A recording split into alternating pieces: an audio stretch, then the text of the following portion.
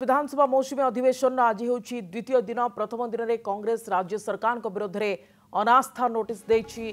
कांग्रेस 14 विधायक और सीपीआईएम जड़े विधायक ए दस्तखत करिसेंती। संख्यार हिसाब देखिले प्रस्ताव कार्ड खाइब ए संदेह नाही, किंतु अनास्था नोटिस राज्य राजनीति में झड़ सृष्टि करिछि। मुख्य विरोधी दल बीजेडी को यह अड़ुआरे पकाइछि, कारण बीजेडी अनास्था को नहीं एपर्यंत चित्र स्पष्ट करिनाही।